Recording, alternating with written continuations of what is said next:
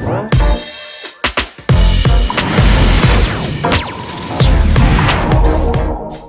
c'est Kali, je suis ravie de vous retrouver aujourd'hui pour une toute nouvelle catégorie de vidéos.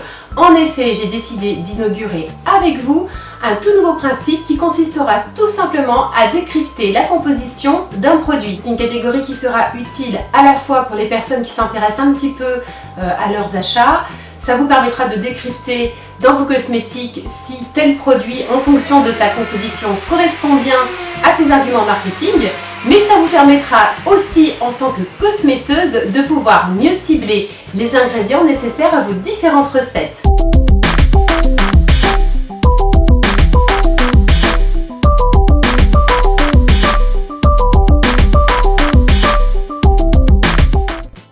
Pour ce premier épisode, j'ai choisi une thématique assez spécifique, c'est le gommage et plus particulièrement le gommage enzymatique. La vocation du gommage, quel qu'il soit, est tout simplement de nettoyer la peau en profondeur en éliminant toutes les impuretés et aussi les cellules mortes.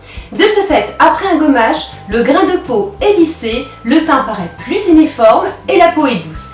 Alors maintenant, niveau composition, qu'est-ce qu'un bon gommage enzymatique doit contenir ?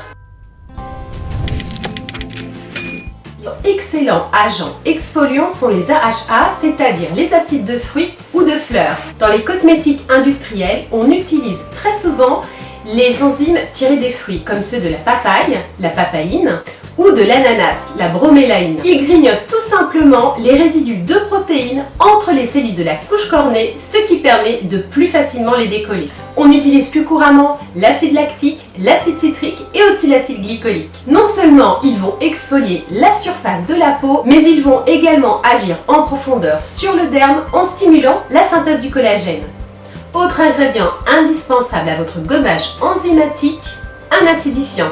En effet, si vous décidez de ne pas utiliser d'AHA qui par nature sont acidifiants, c'est important de maintenir un pH acide pour avoir un bon résultat au niveau du gommage. Un autre ingrédient clé pour s'assurer de la parfaite stabilité du pH de notre gommage enzymatique est une substance tampon. Ils permettent de préserver la stabilité du pH acide de votre formule. Vous pouvez utiliser des sels.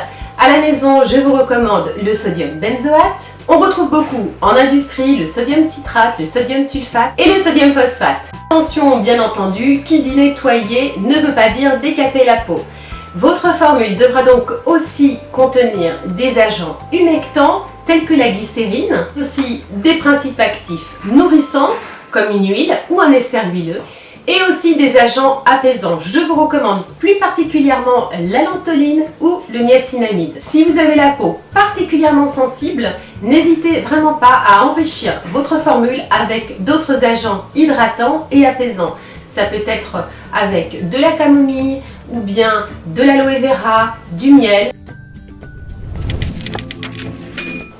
Une bonne chose à savoir au moment de l'utilisation de votre gommage, surtout si vous utilisez des cosmétiques qui proviennent du commerce, vous devez savoir que l'eau neutralise l'action des enzymes tirées de la papaye et de l'ananas dont je vous parlais tout à l'heure. C'est pourquoi pour ces gommages en particulier, il est important de les appliquer sur peau sèche. Ce type de gommage enzymatique est à la fois intéressant pour les peaux grasses et mixtes qui souhaitent bien entendu se débarrasser des cellules mortes, mais surtout avoir une action assez désincrustante. Ils sont vraiment particulièrement efficaces. Ils sont aussi très intéressants pour les peaux matures puisque, comme je vous disais tout à l'heure, ils agissent en profondeur et permettent de rebooster la synthèse en collagène. Toutefois, prudence avec les AHA qui sont photosensibilisants.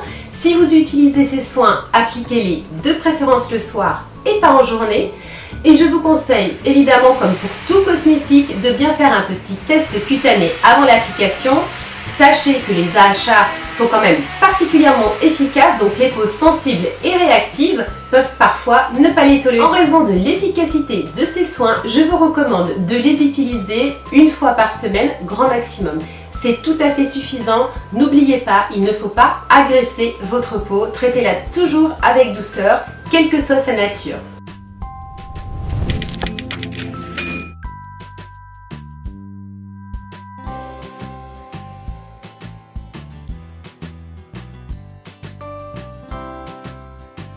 je pense que nous avons fait le tour du gommage enzymatique. J'espère que cette nouvelle thématique de vidéo vous plaît. Si c'est le cas, je vous invite à liker la vidéo et tout simplement aussi à m'en faire part en commentaire si vous le souhaitez. N'hésitez pas à inclure toutes vos idées. Si vous voulez que je fasse un focus sur une catégorie de cosmétiques en particulier, je m'y pencherai avec plaisir. Je vous invite bien entendu à me soutenir en likant la vidéo et aussi à la partager auprès de vos contacts et sur les réseaux sociaux. A bientôt les câlinettes!